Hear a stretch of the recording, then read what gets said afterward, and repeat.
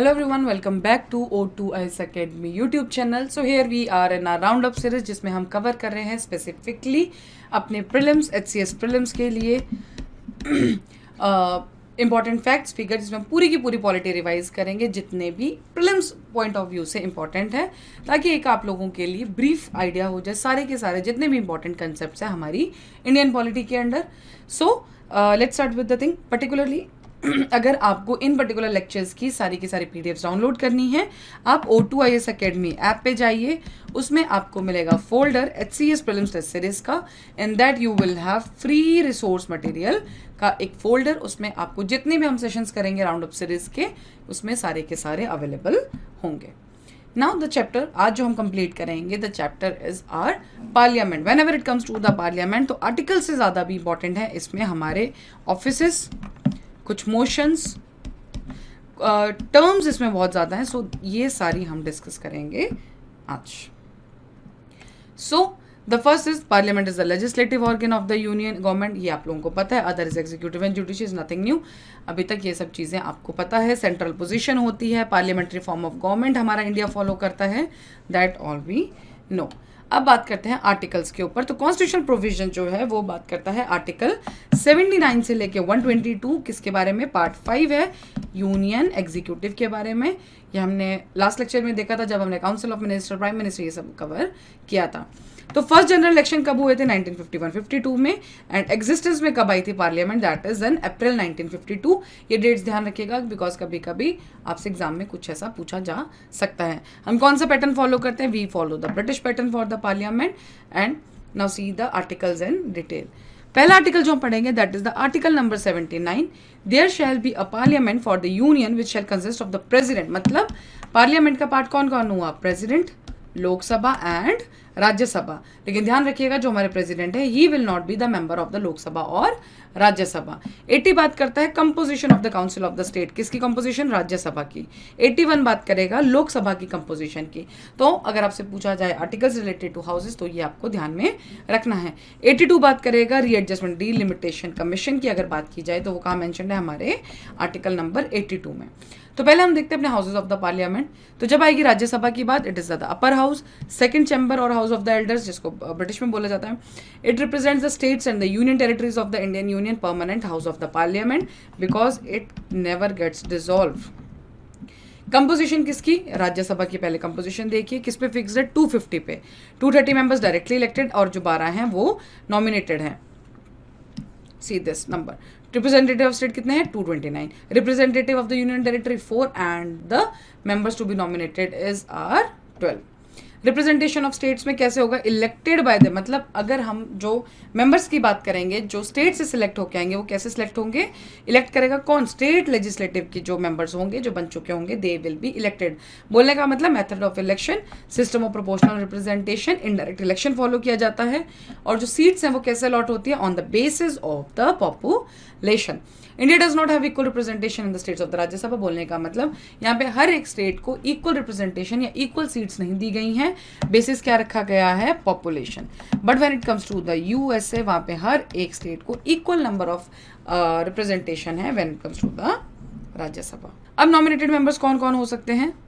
This: art, literature, science and social service. तो ये particular चीज़ें हैं जो डिफाइन की गई हैं. इन पर्टिकुलर में से, इन ग्रुप्स में से आप वहाँ से मेंबर नॉमिनेट करेगा. कौन मेंबर नॉमिनेट करेगा? हमारे president. Unlike India, American senate has no nominate member. तो जब भी डिफरेंस आए किसी पर्टिकुलर दो में, तो आप ध्यान रखिएगा.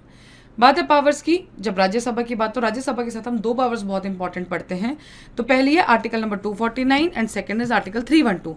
249 बोलता है कि राज्यसभा के पास पावर है कि वो पार्लियामेंट को बोले कि किसी भी स्टेट सब्जेक्ट के ऊपर वो लॉ बना ले. सो ये पावर किसके पास है? राज्यसभा के पास है. एंड 312, अगर कोई नई ऑल इंडिया सर्विस स्टार्ट करनी है तो इस पर्टिकुलर का जो रेजोल्यूशन है सिर्फ और सिर्फ राज्यसभा में ही पास हो सकता है. It checks hasty. अगर बोले कि अगर जैसे हम बाद में पावर्स पढ़ेंगे, तो बेसिकली राज्यसभा की बात यह है कि जो लोकसभा एक चीज़ पास कर दे उसका एक डबल चेक करने के लिए आप राज्यसभा के हाउस की भी बात की गई है. बिकॉज जब भी बिल पास होगा दोनों हाउसेस को पास करना पड़ेगा. Lok Sabha lower house of the parliament है, first chamber of the house of the people है, represent the people of India. जब हमने बात की थी राज्यसभा को, it was represent states of India, लेकिन इसके अंदर क्या है, ये रिप्रेजेंट करता है हमारी आम जनता को। इसकी कंपोजिशन क्या बात की गई है, आर्टिकल 81 हमने स्टार्टिंग में पढ़ा था, 552 लोग हैं, 530 + 20 members nominated by the president, 2 Anglo community, लेकिन अब ये पिक्चर में नहीं है, ये अब आप लोगों को पता होना चाहिए। सी दिस 95 देखो, एंग्लो इंडियन कम्युनिटी के साथ 2 अमेंडमेंट्स आती है, एक है 95, इसने एक्सटेंड किया था नॉमिनेशन 2020 तक, लेकिन 104 अमेंडमेंट ने इसको कैंसिल कर दिया कि अब कोई भी एंग्लो इंडिया का कम्युनिटी का मेंबर नहीं होगा। Representation of the state directly elected है, आपको भी पता है कि when it comes to the Lok Sabha के members we have the direct elections in the state. और किस पे बेसिस है इनका, उसमें हमने पढ़ा था। So this universal adult franchise, और कहाँ पे मेंशन है, ये आर्टिकल नंबर 326। बोलने का मतलब अगर कोई भी 18+ है then he will be eligible to the vote if he should be a citizen of India. 61st constitutional amendment ने 21, पहले एज थी 21 years, now 61st constitutional amendment ने इसको एज को किया था 18 years of age.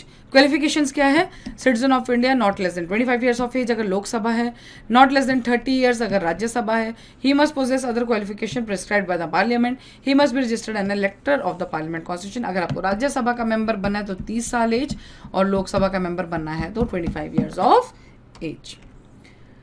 Now tenure हमने पढ़ा कि राज्यसभा है परमानेंट हाउस, तो टेन्योर कितना है 6 ईयर्स, हर 2 साल में 1/3 मेंबर्स यहाँ से रिटायर होते हैं, बाकी पूरा हाउस कभी भी डिसॉल्व नहीं होता because this is a permanent house. Lok Sabha normally 5 years, but the president on the council of minister dissolve it before the expiry of 5 terms. हमने ये पढ़ा था कि प्रेसिडेंट के पास पावर है डिसॉल्यूशन ऑफ हाउस, इसका मतलब होता है कि हाउस ही खत्म, नया इलेक्शन होगा, उसके बाद हाउस बनेगा, ठीक है ना। ऑफिशियल्स जो हमने देखा, तो राज्यसभा के अंदर कौन होता है, वाइस प्रेसिडेंट जो है इंडिया के वही एक्स ऑफिशियल चेयरमैन होते हैं राज्यसभा के। लोकसभा में speaker of the Lok Sabha article mentioned है 93, speaker and deputy speaker of the Lok Sabha ये यहाँ पे मेंशन्ड है। डिप्टी स्पीकर अभी न्यूज में भी है, सो थोड़ा सा डिप्टी स्पीकर पे ध्यान रखिएगा।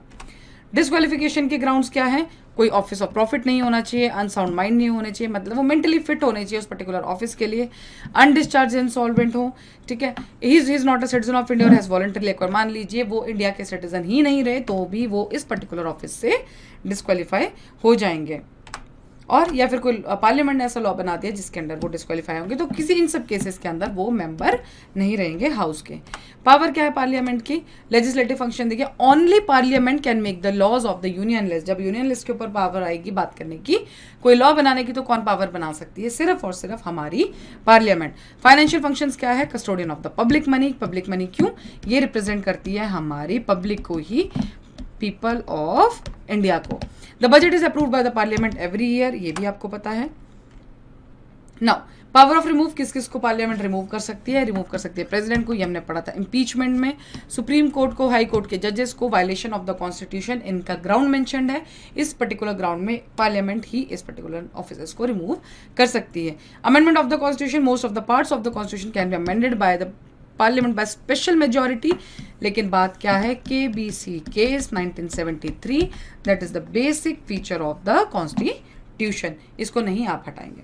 नाउ पहली टर्म जो अब भी आपने नहीं सुनी होगी और अभी तक आपने रिवीजन किया है, तो आई थिंक आपको क्लियर होना चाहिए कि who is the pro tem speaker. तो when it is the Latin phrase translates the time being, so the pro tem speaker is a temporary speaker appointed for a limited period of a time. मान लीजिए नए elections हुए, पहली meeting है, उस particular meeting में अब स्पीकर को अभी इलेक्ट करना है, तो उस पर्टिकुलर मीटिंग में किसी एक को प्रेसिडेंट सेलेक्ट कर सकते हैं कि आप इस मीटिंग को हेड कीजिए, और उस पहली मीटिंग के लिए जो हेड होगा that will be called as a pro tem speaker. So that was the definition of this. Another term is whip, found in the mention neither in the, ना ये कॉन्स्टिट्यूशन में मेंशन है, ना ही रूल्स ऑफ द हाउस, और ना ही parliament statue, कहीं पे भी व्हिप टर्म नहीं मेंशन्ड है, but with the conventions we follow that. क्या क्या साइन, इसकी रिस्पॉन्सिबिलिटीज क्या है, अटेंडेंस देखना, सपोर्ट की पार्टी को किस उसमें जो गवर्नमेंट का जो वोट है किस फेवर में जाना चाहिए उस चीज़ को, regulate and monitor their behaviour in the parliament, तो जो वहाँ का कंडक्ट है वहाँ के मेंबर्स का, उसको भी कौन देखेगा, हमारा व्हिप। अब नेक्स्ट इज सेशन। अब हमने पढ़ लिया कि पार्लियामेंट में 2 हाउसेज हैं, अब वो काम करेंगे बेसिकली व्हाट इज सेशन, जो पर्टिकुलर मीटिंग्स होंगी। अब मीटिंग्स के लिए कॉन्स्टिट्यूशन में क्या मेंशन है, ये चीज़ हमें देखनी पड़ेगी।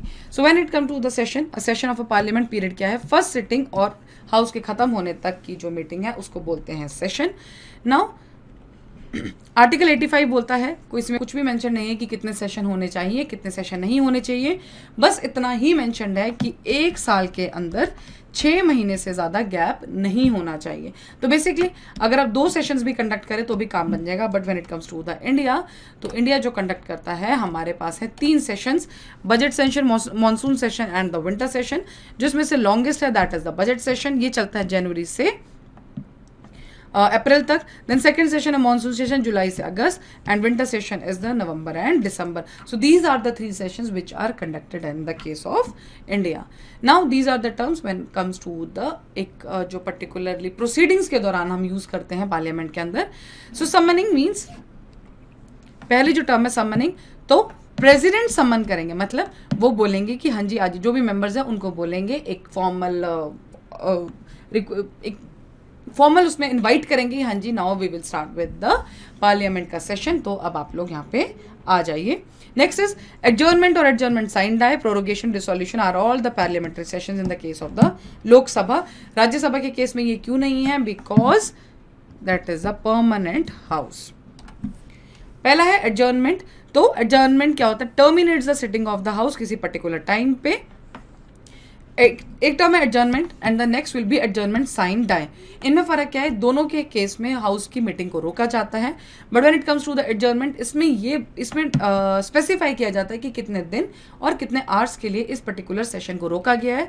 But when it comes to the sine die, इसके अंदर ये पर्टिकुलर चीज मेंशन्ड नहीं होती है कि हाँ जी अब हम नेक्स्ट मीटिंग कब कंडक्ट करेंगे। ठीक है। सो साइन डाई क्या है? The speaker of the Lok Sabha, chairman of the Rajya Sabha declares the house adjourn sine die when the business of session is completed. Now prorogation. Prorogation का मतलब end of a session, not a end of a house. ध्यान रखिएगा, prorogation और dissolution 2 term है। When it comes to the prorogation, इसका मतलब कि particularly session खत्म है, लेकिन जब डिसोल्यूशन आएगा इसका मतलब क्या है कि आपका हाउस ही खत्म हो गया। So a prorogation puts an end to a session, time between the prorogation and assembly. मान लीजिए बजट सेशन था, बजट सेशन को प्रोरोग कर दिया गया, मतलब सेशन खत्म। अब अगला कौन सा आएगा? Monsoon session. तो इसके बीच की जो बात है that is are recess. Okay, president prorogate करते हैं, that we have already discussed. Now the dissolution ends the term of the existing house. House की ही टर्म को वो खत्म कर देगा। The dissolution of the Lok Sabha may take place in the either of the 2 ways. कैसे कैसे हो सकता है? या तो 5 साल खत्म हो गए तो हाउस अपने आप डिसॉल्व हो जाएगा, या फिर प्रेसिडेंट डिसॉल्व करते हैं हाउस को। और इसमें आपको हमने पढ़ा था कि सिर्फ इन्हीं के पास पावर है पर्टिकुलरली हाउस को डिसॉल्व करने की। ध्यान रखिएगा, this is applicable only to Lok Sabha, Rajya Sabha के लिए नहीं, क्योंकि वो क्या है? हमारा परमानेंट हाउस। कंडीशन ये पर्टिकुलर स्लाइड ध्यान रखिएगा, इट्स ऑल अबाउट कि अगर आपका हाउस कोई डिसॉल्व हो जाता है, कौन सा हाउस डिसॉल्व होगा? हमारा लोकसभा हाउस ही डिसॉल्व होगा। तो ये कुछ कंडीशंस है कि अगर कोई बिल किसी में पेंडिंग है या किसी में पास्ड है तो कौन सा बिल कहाँ पे लैप्स होगा। तो पहले ध्यान रखिए, अ bill pending in the Lok Sabha lapses while originating in the Lok Sabha और ट्रांसमिटेड टू द राज्यसभा। मान लीजिए लोकसभा में ओरिजिनेट किया गया बिल और राज्यसभा में हुआ कहीं पे भी, लेकिन पेंडिंग है लोकसभा में, तो वो लैप्स हो जाएगा। Bill pass by Lok Sabha, Rajya Sabha but pending in Rajya Sabha, मतलब लोकसभा ने पास कर दिया लेकिन राज्यसभा में पेंडिंग है, तो भी लैप्स हो जाएगा। अब bill not pass by the 2 houses of the due to disagreement और ज्वाइंट सेटिंग बोला गया है। तो पहली चीज, आप कोई भी 3 चीजें याद रख लिए, अगर आपको याद रखना है ऐसे, तो ज्वाइंट सेटिंग अगर किसी बिल के लिए बोलिए वो भी लैप्स नहीं होगा। पेंडिंग है राज्यसभा में, वो भी लैप्स नहीं होगा।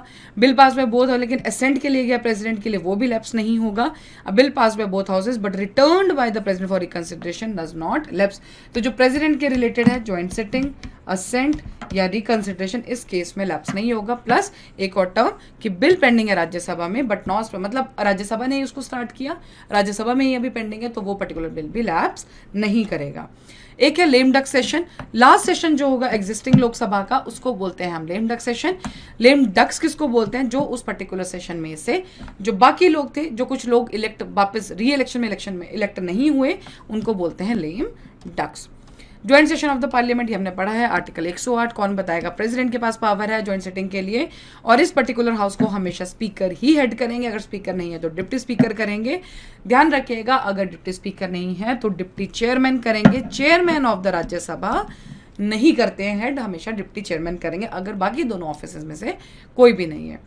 Now next is devices of parliamentary proceedings. कुछ और प्रोसीडिंग्स जो हम पढ़ते हैं व्हेन इट कम्स, जो सेशन स्टार्ट हो गया है, नाउ वी हैव टू सी कि अब कौन से हम कैसे कैसे सेशन को डिवाइड किया जाता है। So first is question hour. First hour of every parliamentary, जो पहला फर्स्ट आर होगा उसमें कौन होगी, उसमें बोलते हैं क्वेश्चन आर. क्वेश्चन कौन आस्क करेगा, मेंबर पूछ सकते हैं. इसमें पर्टिकुलरली आपको ध्यान रखना है दिस टेबल की टाइप्स ऑफ क्वेश्चन क्या है, अनस्टार्ड, स्टार्ड एंड शॉर्ट नोटिस. तो जो अनस्टार्ड क्वेश्चन होंगे वो रिटर्न होंगे, सप्लीमेंट्री क्वेश्चन उसमें नहीं पूछे जाएंगे. और नोटिस कितने दिन का होगा, 15 दिन का. स्टार्ड में ओरल आंसर होगा, सप्लीमेंट्री येस, 15 दिन का नोटिस. एंड शॉर्ट नोटिस में भी ओरल आंसर दिया जाएगा, सप्लीमेंट्री क्वेश्चन पूछे जाएंगे और नोटिस है 10 डेज का नोटिस. ठीक है, ये 3 चीजें आपको याद रखनी है. Next is 0R. It is Indian parliamentary innovation. ये एक पहले से मेंशन नहीं था. It is not mentioned in the rules book. It start immediately after the question and last of the agenda. मतलब क्वेश्चन आर हुआ, उसके बाद क्या स्टार्ट हो जाएगा, 0R, एंड उसके बाद स्टार्ट होगा एजेंडा ऑफ द डे, जिस चीज के लिए पर्टिकुलर सेशन को स्टार्ट किया गया था. It is a time gap between the question hour and the agenda. Member of parliament can raise matters without an prior notice. जैसे हमने पढ़ा क्वेश्चन आर में कि प्रायर नोटिस उसमें होना चाहिए 10 दिन 15 दिन का. But when it comes to the 0R, अगर आप नोटिस पीरियड में नहीं है तो भी आप कोई क्वेश्चंस पूछ सकते हैं. Short duration discussion, 2R discussion भी इसको बोला जाता है. The members of the parliament can raise such discussion. Public importance के अगर कोई भी कोई क्वेश्चन पूछता है तो उसमें speaker allot 2 days in a week for such discussions. तो पावर किसके पास है, हमारे स्पीकर के पास, कि ऐसा कुछ मैटर आ जाता है पब्लिक इंपॉर्टेंस का तो वो 2 दिन हफ्ते में दे सकते हैं कि हाँ जी आप इन 2 दिन पे डिस्कस कर सकते हैं. There is neither a formal motion before the house nor voting. The device has been existing in the 1953. So that is now privilege motion. आपको पता है कि हमारे जो एमपीज हैं उनके पास बहुत सारी प्रिविलेजेस होती हैं. तो अगर उन प्रिविलेजेस के ऊपर बात है तो concern with the breach of the parliamentary privilege, अगर उन पार्लियामेंट्री प्रिविलेजेस के अगेंस्ट वो लोग काम करते हैं, then it is the privilege motion. Its purpose is to censure the concern minister. मान लीजिए जो कंसर्न मिनिस्टर जिसके अगेंस्ट प्रिविलेज मोशन स्टार्ट किया गया है, ये एक पर्टिकुलर उस मिनिस्टर के खिलाफ है, उसने कोई प्रिविलेज में गलत किया है, उसके अगेंस्ट कुछ काम किया है, then it will be started. It can be moved in Rajya Sabha as well as Lok Sabha, दोनों के केस में ये होगा. Next is censure motion. It can be moved against an individual minister और द ग्रुप ऑफ मिनिस्टर्स और the entire council of minister. ध्यान रखिएगा, जब हमने पढ़ा था प्रिविलेज मोशन तो वो किसी इंडिविजुअल एमपी के खिलाफ होगा. But when it comes to censure motion, या तो individual minister, group of minister या एंटायर काउंसिल ऑफ मिनिस्टर के अगेंस्ट इसको आप स्टार्ट कर सकते हैं. तो किस चीज के लिए स्टार्ट होगा, मान ली किसी पॉलिसीज एक्शन से आप खराब है, it can moved only in the Lok Sabha. क्यों, क्योंकि अगर काउंसिल ऑफ मिनिस्टर पावर किसमें, राज्यसभा का बात वही आ जाएगी, permanent house and all. So basically it is only moved in the Lok Sabha. Next is no confidence motion. इसको हमने बहुत बार डिस्कस भी किया पहले कि article 75 of the constitution council of minister should be collectively responsible to the Lok Sabha. ये हमने पढ़ा, कलेक्टिवली रिस्पॉन्सिबल है काउंसिल ऑफ मिनिस्टर लोकसभा को. अगर लोकसभा का ही कॉन्फिडेंस खत्म हो जाए तो काउंसिल ऑफ मिनिस्टर अपने आप कोलैप्स कर जाती है. Lok Sabha can remove the ministry from office by passing a no confidence motion supported by 50 members. तो ये आपको ध्यान रखना है कि अगर नो कॉन्फिडेंस मोशन पास हो गया तो उसके बाद क्या होगा, council of minister will collapse. Next, calling attention motion. It is introduce in the parliament by a member of the call the attention of minister to matter. एक कोई particular minister है, उनके डिपार्टमेंट के ऊपर अगर आपको कोई बात करनी है, so you start with the calling attention motion. किसी पर्टिकुलर प्रोविजन, किसी पर्टिकुलर मिनिस्टर के रिलेटेड आपको उस पर्टिकुलर मिनिस्ट्री के मिनिस्टर का अगर आपको ध्यान चाहिए, किसी चीज पे कोई प्रॉब्लम ऐसी हो चुकी है, तो आप इस पर्टिकुलर मोशन के साथ ये चीज कर सकते हैं. Next, like the 0R, it is also an Indian innovation. कब स्टार्ट आया था, ये 1954 में. However, unlike the 0R, it is mentioned in the rules of procedure. 0R में हमने पढ़ा था, it is not mentioned in the rules of procedure. But when it comes to the calling attention motion, so yes, it is mentioned in the rules of procedure. Next is closure motion. It is a motion moved by a member to cut short the debate on a matter before the house. मान लीजिए आपको पता है कि जब भी कोई bill start होता है तो 3 रीडिंग्स होती है, first sitting, second sitting, third sitting. तो सेकंड सिटिंग में डिबेट्स होते हैं, तो क्लोजर मोशन बोलता है कि अब इस पर्टिकुलर डिबेट को एंड किया जाए. ठीक है, वो कंपार्टमेंट्स में हो, प्रोविजन वाइज हो, कैसे भी है, but the debate have to be end now. No day yet named motion. It is a motion that has been admitted by the speaker. मान लीजिए मोशन है कोई, किसी ने पर्टिकुलरली कोई मोशन स्टार्ट किया, स्पीकर ने एडमिट भी कर लिया, लेकिन उनको अभी ये नहीं पता या अभी तक ऐसी कोई डेट या टाइम फिक्स नहीं किया गया है कि इस पर्टिकुलर मोशन के बारे में हम बात कब करेंगे. नाउ अब हम देखते हैं कुछ जो हमें पता है जो ऑफिशियल्स हैं हमारे इन हाउसेज के. तो पहले जो है that is the speaker. Article 93 बात करता है election of both the speaker and the deputy speaker. Next is institution of speaker and deputy speaker. पहले ओरिजिनेट हुए थे 1921 में. किससे, गवर्नमेंट ऑफ इंडिया एक्ट 1919 से ये स्पीकर में आए थे. फर्स्ट स्पीकर आपको पता है कौन है, जीवी मावलकर. डिप्टी स्पीकर है अनंता सयन्नम अयंगर. ये आपको ध्यान में रखना है. When it comes to the election, तो इन्हीं के जो लोकसभा के मेंबर्स है वहीं से इनको सिलेक्ट किया जाता है। डेट कौन फिक्स करते हैं? हमारे प्रेसिडेंट। अगर ऑफिस वेकेंट होता है कोई और स्पीकर इलेक्ट किया जाता है, ठीक है। वेकेट कब होता है? If he ceases to be member of the Lok Sabha, वो लोकसभा के मेंबर ही ना रहे तो उनको वेकेट करना पड़ेगा। रिजाइन करेंगे, रिजाइन किसको करेंगे? डिप्टी स्पीकर को, या फिर रेजोल्यूशन से ही रिमूव कर दिया गया। टर्म क्या है? 5 years। Speaker once elected is eligible for re election, वो वापस से स्पीकर बन सकते हैं। Whenever the Lok Sabha is dissolve the speaker does not vacate his office, मतलब अगर लोकसभा को डिसॉल्व कर दिया जाए तो स्पीकर अपने हाउस को नहीं छोड़ेंगे, वो अगले हाउस की मीट होने तक उस पर्टिकुलर चीज का वेट करेंगे। Next is removal. Resolution for removal must be passed by the majority of, मतलब एब्सोल्यूट मेजोरिटी से आपको स्पीकर के ऑफिस का रिमूवल पास करना पड़ेगा। नेक्स्ट 14 days एडवांस नोटिस आपको देना है। When a resolution for the removal of the speaker is under consideration, वो हाउस की मीटिंग को हेड नहीं कर सकते हैं। So these are the some basic facts जो अभी तक they are very easy facts, ठीक है। नेक्स्ट सैलरीज, हाँ हेड नहीं कर सकते but he can take the part, लेकिन वोट भी नहीं होगी। Casting vote. नाउ सैलरीज के ऊपर जब बात की गई है तो कहाँ से ली गई? डिटर्मिन कौन करेगा? पार्लियामेंट डिटर्मिन करती है इनकी सैलरीज, एंड कहाँ से करी जाती हैं? Consolidated fund of India. ये ध्यान रखिएगा, consolidated fund of India is a non votable account, ठीक है। इसके ऊपर आपको हर बार वोटिंग नहीं करानी पड़ेगी अगर इससे आपको कुछ भी पैसा निकालना है। पावर्स क्या है? Final interpreter of the provisions of the constitution of India. जब हाउस में बैठे हैं तो फाइनल अगर किसी पर्टिकुलर चीज़, सुप्रीम कोर्ट के पास बाद में जाएंगे, लेकिन फाइनल जो चीज़ है वो कौन बताएगा? हमारे स्पीकर। रूल्स ऑफ प्रोसीजर बताते हैं, conduct of business of Lok Sabha बताते हैं, पार्लियामेंट्री प्रेसिडेंट्स बताते हैं, ठीक है। Presides over a joint sitting of the 2 houses of the parliament, article आपको याद है, it is 108। Next is can adjourn the house और suspend the meeting in the absence of quorum. Quorum का मतलब क्या होता है कि जो मिनिमम नंबर, मतलब 1/10 इसमें फिक्स्ड है कि 1/10 मेंबर आपके होने चाहिए किसी हाउस के किसी भी मीटिंग को स्टार्ट करने के लिए। Decides whether a bill is a money bill. अगर मनी बिल को एडमिट करने की बात आएगी तो पहले हमने पढ़ा था कि रिकमेंडेशन ऑफ प्रेसिडेंट चाहिए, लेकिन उसके बाद स्पीकर उसको भी बोलेंगे कि हाँ जी ये मनी बिल है या नहीं है। Speaker educates the questions of the disqualification of the member of the Lok Sabha. जब बात आएगी एंटी डिफेक्शन लॉ के ऊपर तो डिस्क्वालिफिकेशन के ऊपर जो डिसीजन आएगा वो किसका आएगा? हमारे स्पीकर का। Speaker acts as the ex official chairman of the Indian पार्लिया ग्रुप। इस पर्टिकुलर फैक्ट को याद रखिएगा बिकॉज एक बार पहले भी ये किसी ऑप्शन में एज अ स्टेटमेंट आ चुका है। Next is ex as ex official chairman of the conference of presiding officer of the legislative bodies in the country. जब लेजिस्लेटिव बॉडीज की कोई कॉन्फ्रेंस होगी तो उसको हेड कौन करेंगे? हमारे स्पीकर। ये अपॉइंट करते हैं chairman of all the parliamentary committee. जो लोकसभा की कमेटीज बनेंगी उनको वो चेयर करेंगे, उन्हीं के वो चेयरमैन बनेंगे। Guardian of the rights and privileges of the house. जो हाउसेस के लेके राइट्स हैं, प्रिविलेजेस हैं, उनको भी कौन देखेगा? हमारे स्पीकर। स्पीकर हमारे चेयरमैन होते हैं बिजनेस एडवाइजरी कमेटी के, रूल्स कमेटी के, जनरल पर्पस कमेटी के। Now, institution of speaker in Britain. Speaker is strictly a non-party man. किसमें? ब्रिटेन में, लेकिन इंडिया में we know he is the member of the house. ठीक है, so this is the difference, इसको याद रखिएगा। Next office is deputy speaker. Deputy speaker is also elected by the Lok Sabha amongst its member, यहीं से उनके इलेक्ट होते हैं। डिप्टी स्पीकर की जो डेट है वो कौन फिक्स करेगा? हमारा स्पीकर। स्पीकर की कौन करता है? President. Deputy speaker is not, इसका मतलब ये नहीं है कि वो डिप्टी स्पीकर है तो he will come under the deputy deputy speaker will not come under the speaker, he is not subordinate to it. ये अपने आप में एक इंडिपेंडेंट ऑफिस है। नेक्स्ट, कब कब वेकेट कर सकता है? या तो वो मेंबर नहीं है, रिजाइन कर देगा। रिजाइन किसको करेगा? स्पीकर को। ध्यान रखिएगा, ये remove by resolution of a majority of the Lok Sabha members. कितने दिन का notice? 14 days, same as speaker जो हमने स्पीकर में कवर किया। Now what are the powers? Acts as a speaker when the latter is absent. अगर स्पीकर हाउस में नहीं है तो वो स्पीकर बन जाएंगे। Next is presides a joint case. Same जो हमारे स्पीकर की पावर है सारी की सारी वही पावर्स है, बस कब? जब स्पीकर का जो ऑफिस है उसमें कोई वैकेंसी आ जाए। Next is Rajya Sabha.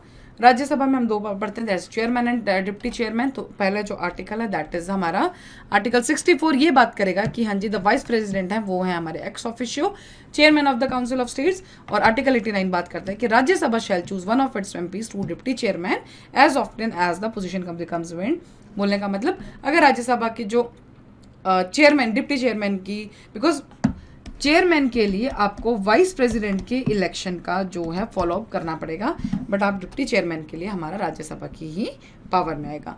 इलेक्शन कैसे, submit a motion proposing the name of the colleague for this, किसको आपने बनाना है, the member moving the motion, ये किसके लिए है, हमारा डिप्टी चेयरमैन के लिए। चेयरमैन के लिए हमने वाइस प्रेसिडेंट का इलेक्टोरल कॉलेज ऑलरेडी देख लिया है, ठीक है। फिर हमें majority of the house decide करेगा कि हाँ जी कौन डिप्टी चेयरपर्सन है। If the political parties arrive at a consensus candidate then that MP will be unanimously elected as a deputy chairman. अगर वो अपने आप में ही डिसाइड कर लेते और सबकी हामी हो जाती है तो उस पर्टिकुलर इंसान को डिप्टी चेयरमैन बना दिया जाता है। वैकेंसी सेम एज जैसे हमने बाकियों पढ़ा, या तो वो मेंबर नहीं रहेंगे, रिजाइन कर देंगे, या फिर रेजोल्यूशन पास हुआ और उस पर्टिकुलर रेजोल्यूशन से उनको रिमूव कर दिया गया, ठीक। पावर्स क्या है, adjourn the house or to suspend its meet sitting in the event of the absence of a quorum। quorum क्या है, 1/10। 10 शेड्यूल किसकी पावर्स है, ये चेयरमैन की। 10 शेड्यूल के अंदर क्या है हमारे पास, राज्यसभा का जो हेड है, याद रखिएगा एंटी डिफेक्शन लॉ जब भी पिक्चर में आएगा तो जो हेड है वही पर्टिकुलर चीज़ के बारे में डिसाइड करेगा। नॉमिनेट करेंगे मेंबर किसके, जो उनकी कमेटीज होंगे रिस्पेक्टिव ऑफ राज्यसभा के, उसके चेयरमैन वो बनाएंगे। To interpret the constitution, same जो हमने स्पीकर में कवर किया था कि कॉन्स्टिट्यूशन के इंटरप्रिटेशन प्रिविलेजेस जो भी है ये कौन कोट करेंगे, हमारे चेयरमैन, ठीक है। Then leader of the opposition, official recognisation in 1969 मिली थी, ये भी एक ऑफिस है। स्टैट्यूटरी रिकॉग्निशन 1977 में। सैलरी अलाउंस कितना मिलता है इनको, कैबिनेट मिनिस्टर में। टेबल ऑफ प्रेसिडेंट्स में ध्यान रखिएगा, CGI है 6 पे एंड लीडर ऑफ अपोजिशन है 7 पे। इवन सुप्रीम कोर्ट जजेस भी उनके बाद आते हैं। Leader of opposition in Lok Sabha is part of selection committee, किस किस में, Lokpal, CVC, CIC, CBI director, ये ध्यान रखिएगा। नाउ ये एक बार छोटा सा टेबल, इसको ध्यान में रखिए। Rajya Sabha elected MLAs by PR system, open पहले है, नोटा का ऑप्शन नहीं है। Continuing chamber not subject to dissolution, this is a permanent house. Lok Sabha people by FPTP, आपको पता है इलेक्शंस होते हैं, सीक्रेट वाले है, NOTA yes, 5 years automatically dissolve, 5 years settlement, बाकी भी हमने चीज़ें पढ़ ली हैं। And this is the related to a particularly leaders of the house. Chairman को लेके कौन इलेक्ट कर सकता है, रिजाइन किसको कर सकते हैं, रिमूव कैसे किया जा सकता है। दिस इज अ टेबल, अगर आपको सारे कंसेप्ट क्लियर है so this table will be a great help for you, बाकी बार बार चीज़ों को रिवाइज करने के लिए। So that's all with the important topics and figures for the parliament chapter. I hope you are done with that.